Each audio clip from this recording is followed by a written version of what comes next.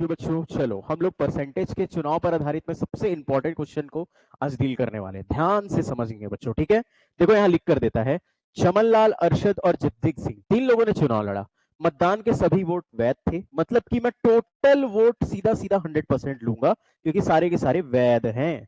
अब देखो आगे क्या लिखता है, अरशद को टोटल वोट का 35% मत मिला और चमन लाल को प्रत्येक 35 वोट में से 14 वोट मिले, यानी कि टोटल वोट 35 माना गया, इसमें से चमन लाल को 14 वोट मिले। तो मैं देख लेता हूं कि 14 35 का कितना परसेंट है। तो यहां से मैं प्रतिशत में इसका मान निकाल लाऊंगा बच्चों। 7 दूनी 14 होगा, 7 पंचे 35 हो गया, 5 से निपट गया 20 बार में, 20 दूनी आपका आ गया बच्चों 40%। अब आता है जगजीत सिंह को कितने वोट मिले, तो शेष वोट ही जगजीत सिंह को मिलेंगे।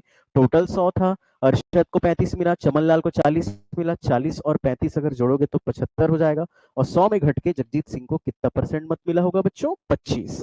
अब देखते हैं आगे क्या बोला है। आगे लिखता है कि विजेता को सबसे कम वोट पाने वाले व्यक्ति की तुलना में इतना हजार वोट क्या मिला, अधिक। यानी कि विजेता और सबसे कम वोट पाने वाले व्यक्ति के वोट का अंतर देके रखा है 4950।